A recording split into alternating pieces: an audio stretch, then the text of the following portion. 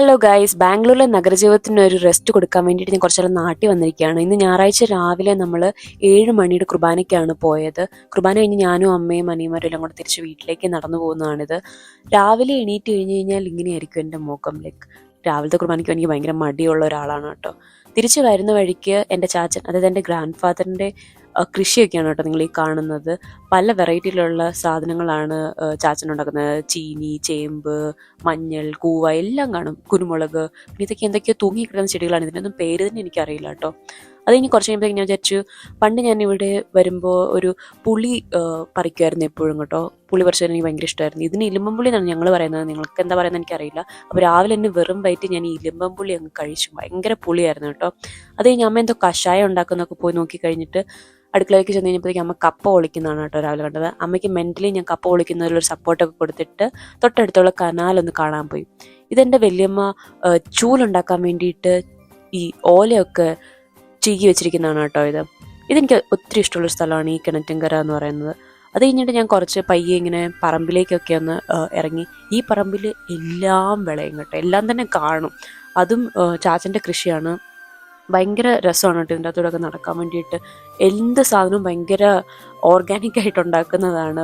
പുറത്തുനിന്നൊക്കെ കുറച്ച് സാധനങ്ങളെ വാങ്ങിക്കുന്നുള്ളതാണ് എനിക്ക് തോന്നുന്നത്. ബാക്കിയെല്ലാം തന്നെ ഇവിടെ തന്നെ ഉണ്ടാക്കിയെടുക്കുന്നതാണ് ചാച്ചൻ.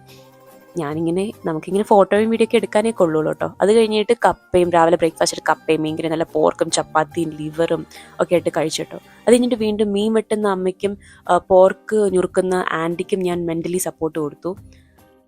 അമ്മ മീൻ വെട്ടി തീരുന്നിടം വരെ ഞാൻ അമ്മയുടെ അടുത്ത് നിന്നു കേട്ടോ. അതാരും കാണാണ്ട് പോരുത്. ഇത് മറ്റേ തേനീച്ചക്കൂടാണ് കേട്ടോ.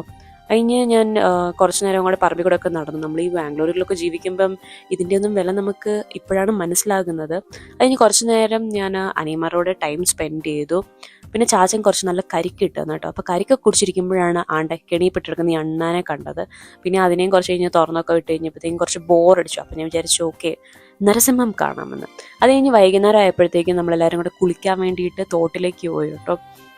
വെള്ളം കുറച്ച് കുറവായിരുന്നു, പക്ഷെ എന്നാലും നമ്മൾ കുറച്ച് ആഴമുള്ള സ്ഥലത്തേക്ക് നമ്മൾ തോട്ടിൻ്റെ സൈഡിൽ കൂടെ നടന്ന് താഴത്തേക്ക് പോയി. ഞാൻ എൻ്റെ ബോഡി ലോഷനൊക്കെ എടുത്താണ് കേട്ടോ കുളിക്കാൻ തുടങ്ങിയത്. കാരണം എനിക്ക് കുളി കഴിഞ്ഞാൽ അപ്പോഴേ ബോഡി ലോഷൻ തേക്കണം. എൻ്റെ അനിയന്മാരെന്നെ ഭയങ്കരമായിട്ട് കളിയാക്കി. സ്റ്റിൽ വെള്ളം കണ്ടു കഴിഞ്ഞാൽ ഇത് നിങ്ങൾക്ക് ഭയങ്കര ഭ്രാന്താണ്.